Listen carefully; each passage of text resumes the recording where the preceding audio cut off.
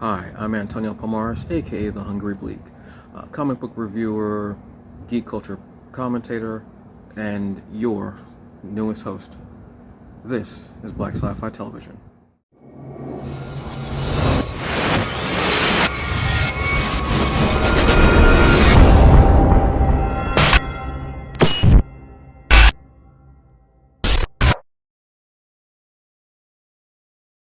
Hi, everyone. I am Antonio Palmares, aka The Hungry Bleak, and we are here for Black Sci-Fi TV, talking about comic book stores and the state of them and what's happening with closings going on.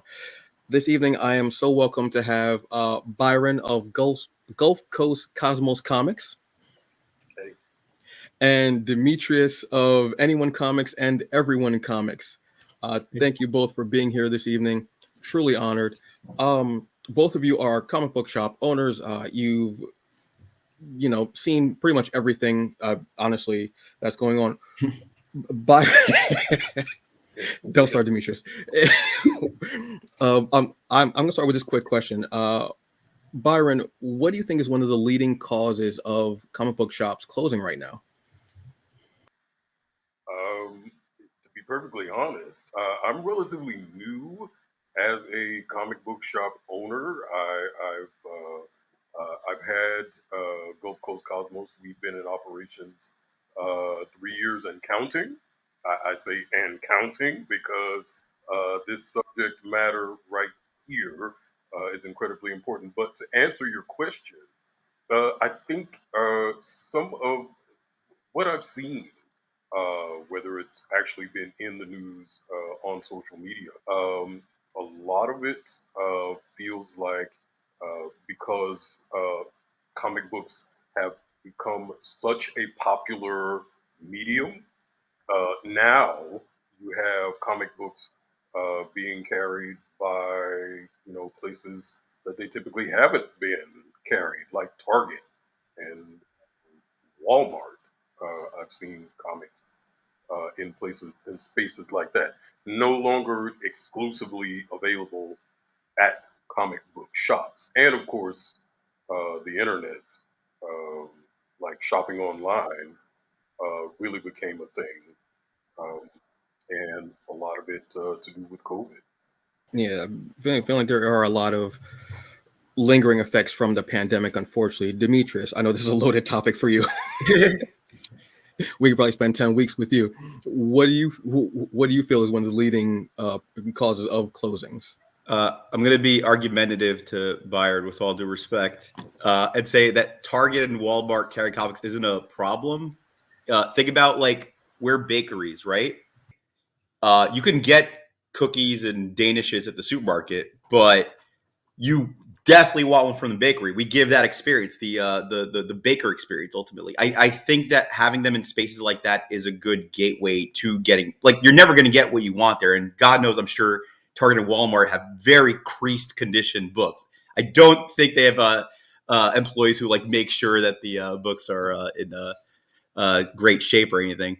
Um, but I think the historically comic books have the part I'll agree with is it's always factors outside of comics. A lot of people online are, would point to creative team failings or editorial decisions and stuff, but ultimately comic book store closures are, in my opinion, going back to Anyone Comics' beginning 7 years ago, due to high rents. I just, in being in Brooklyn, every time a store would close down, I would go and talk to the owners, figure out what decisions they made that I can avoid making myself.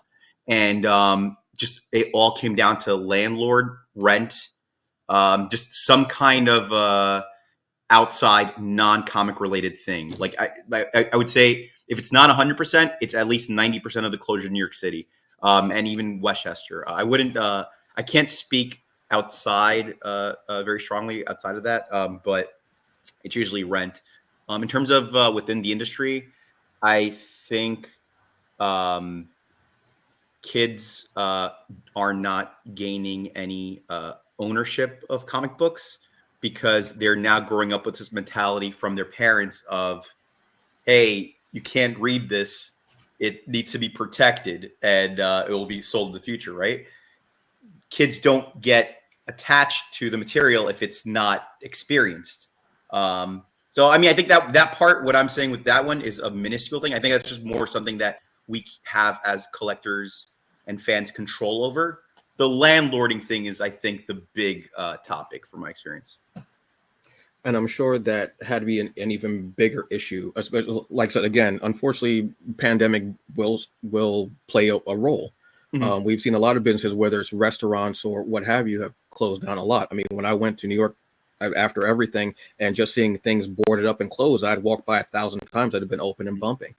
So I'm sure that, I mean, as we all have felt, has been a part of the pandemic with rent going up. I know my rent, I don't own a shop, but I know my personal rent went up. And I said, why?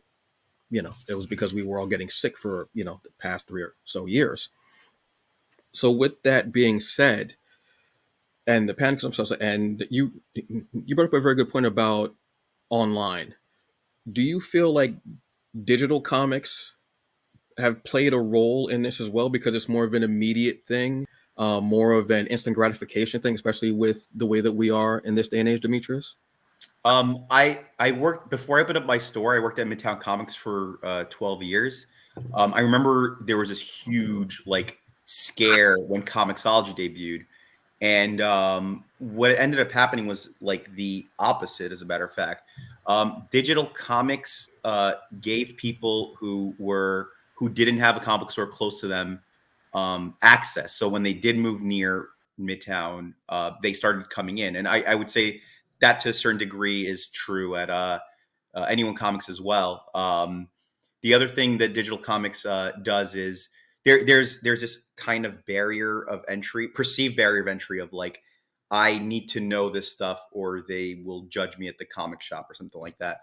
And so you get to do that privately before you go. You get a chance to like kind of shore up your reading.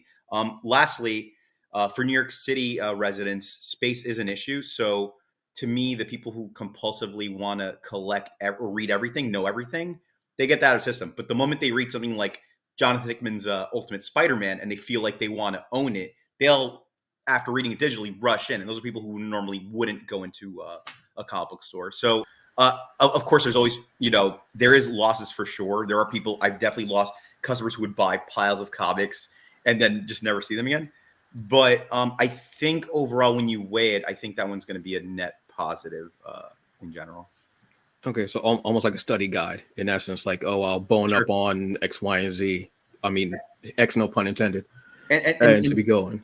and the thing about digital comics is ultimately something like Webtoon works because it's maximized for scrolling on your phone. A comic artist isn't visualizing your phone when they're drawing that big page and then condensing it down. They're picturing the comic book. The book itself is the art form. So subconsciously, we may not realize it, but subconsciously we lose something when we read it digitally. I mean, if you want it informationally, like a lot of people do, digital is perfect, right? But if you want to experience it, physical still is the strongest way to do it, I think. And I think people, it may not register, but I think that is the case. I think subconsciously it does. And Byron, have you noticed people in your stores mentioning digital, or like between the two, like saying, "Oh, I'd rather do more digital than physical," or have you noticed that there's been a bit of a boom in the span of time that you've been there? Have been more of a balancing act maybe between customers? Well, it's interesting. So, digital is how we actually got our start.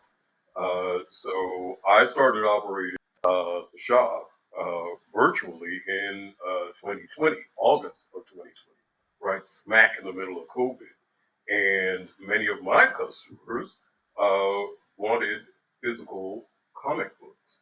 There was no interest in digital comics whatsoever. Some of my customers, however, who are physical, hands-on comic book readers who read manga, uh, do, of course, only come in to purchase manga just so that they can put it on their shelf. But their habit is to actually read manga digitally and then purchase the physical volume itself, just so that they can have it in their collection for reference. Um, other customers that I've had and still have that have any interest in digital copy for comic books are those webtoon comic book readers. So I mean, and we're starting to see publishers get take notice of that and are starting to publish comic books, graphic novels, young adult graphic novels that are webtoon featured comic books. So we're seeing a lot of those come into the shop. But again, it's having that physical comic book that people, at the end of the day, at least in my shop in the Southwest region, that they are fixed and focused on. Could I ask Byron, do you experience like kids treating books like when they get Lore Olympus or whatever, like treasures, like they got a diamond in their hands? I see that a lot, actually. So a lot of the customers that I have are predominantly black and brown customers that have never set foot in a comic book shop. They have a vague relationship with comic books, maybe not directly, but their father or their mom or their auntie or their grandma, somebody had comic books in their family, and maybe they have never had comic books before, or like the access that they had, like you said earlier, was pretty limited. It's like, okay, here's so and so's collection.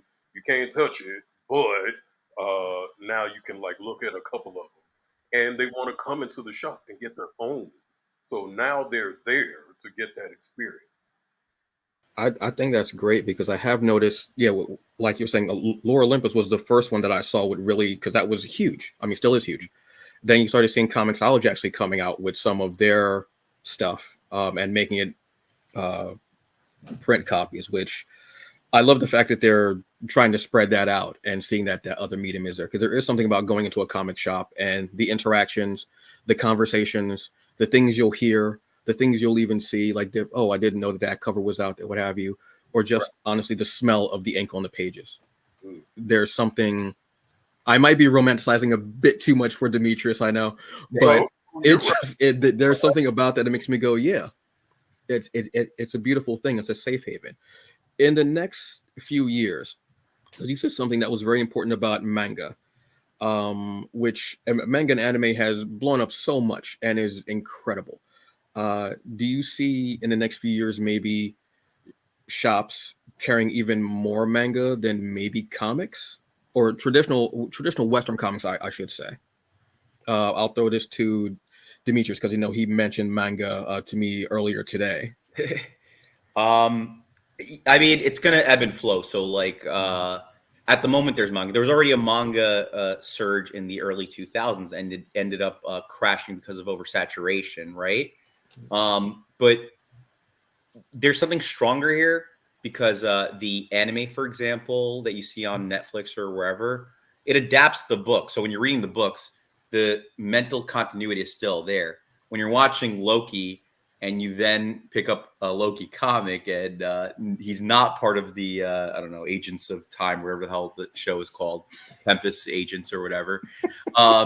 Then again, those people feel, the people picking it up who are fans of Loki may feel alienated from the material, and they feel that it's a failing on their part for not having kept up with it.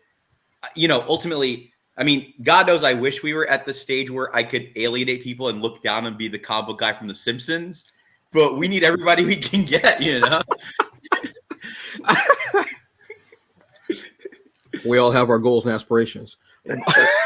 But yeah, manga, I think visually and mentally for people, it's such a good, straightforward carryover. And more importantly, the books continue on with the shows that they see, seasons that they see, that they have additive material and they feel informed with it versus none of the Marvel movies mention comic book shops at all. They don't even mention the Marvel app at all. They don't tell you, hey, you're primed to then read Spider-Man after watching this. I mean, kids are now coming in seeing a Spider-Man with kids, which is not the one. Well, I guess that's the one they saw, the Peter B. Parker character. But anyway.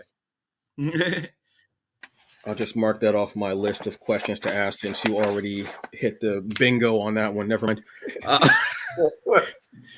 But I mean, that is a very great point that you're making about movie companies do not mention in the comics. They will say, "Hey, Captain America will be back in X amount of year with this movie," but you never hear at the end of a movie they'll say, "Captain America will be back, Black Panther will be back," but they'll never say, "Hey, if you enjoyed this character, go to your local comic book shop. There's someone there who is more than willing to tell you about this character and show you the great stories and even more, or something else that you might like that's even close to that."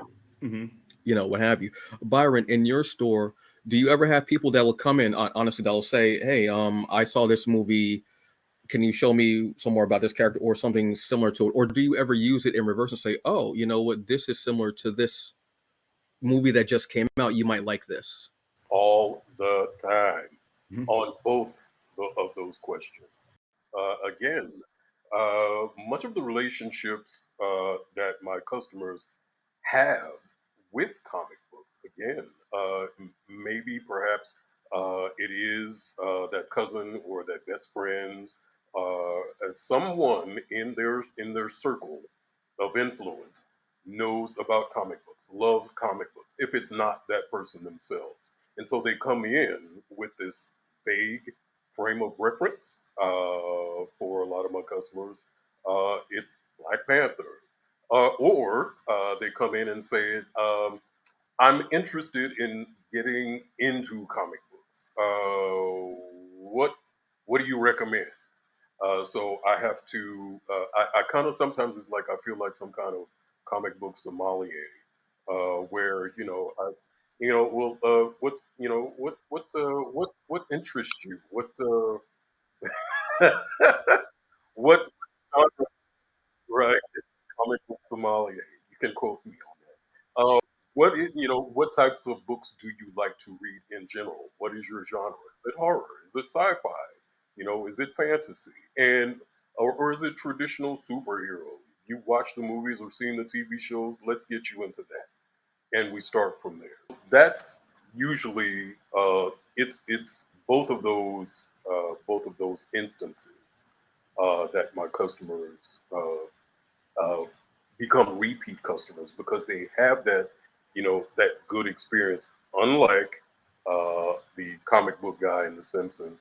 And no, but listen, there's the other cat that Samuel L. Jackson played in Unbreakable. Was it Unbreakable? Glass. Oh yeah, Mr. Yeah. Glass. Mr. Glass. And it's like I try really hard not to be that guy. Where it's like, yes, comic books are to be taken seriously, but not that serious. But at the same time, I want people to appreciate the medium for the true literary art form that it is. So it can be kind of tricky, but it becomes a formula after a while. Hey Byron, can I borrow your customers, man? I need some of these good eggs. Yeah, I definitely have to move up to New York, please, just for a little while. Right. But seriously, it's like I shout everybody out, like as many comic book shops as I possibly can, and it's like anyone comes up almost all the time. So cool. I'm always like big upping like all of the shops that have been out there before me, and we have as retailers we have a lot of learning and unlearning to do. So there are some things that just didn't work. Like I said, I got my start in 2020 in COVID. A lot of the comic book stores, from the research that I did, were not using their website to sell comic books. It was just like this kind of online placeholder, like it was weird, and it made no sense to me that in this digital age, nobody's using their website for e-commerce, and that's what I did. That's how I wound up like having customers from like Chicago, Miami, LA. Some of my first customers, and still continue to be customers. That's odd to not use that tool when that's what everyone was using. Right. I mean, no matter what, you were on your phone or on your thing because you couldn't see anybody, so you had to go on your phone and to be able to interact with people. That's very odd, but I love seeing the fact of like almost like a networking of comic book shops, like the way that you're saying, oh, I'm always talking about this one, that one. I mean, Access Guide, I mean, is literally a reference book. Right. Literally. I mean, you can't. I don't. Somebody asked me one day. They were like, "Oh, do you know of any black podcasts that talk about indie comics?" I was like, "There's a whole book. Matter of fact, you're in the book. How do you not know the other?" And I just like, it's fine. What have you? So that was actually our goal, like from the offset. Our goal when we first like started operating as a business was to get into the Access Guide. It made sense that something like that was out there, and it didn't make sense that people were not using it. I love hearing someone who was aspiring for Dimitrios. I love that. I love hearing that. I thought it was just me. Outstanding. So let me ask you this last question. How can publishers and creatives help stores? Aside from obviously buying comics, but how can they help you all to prosper and just be even more? Because it should be like a symbiotic relationship almost. But how do you think that they can help you with that, Byron?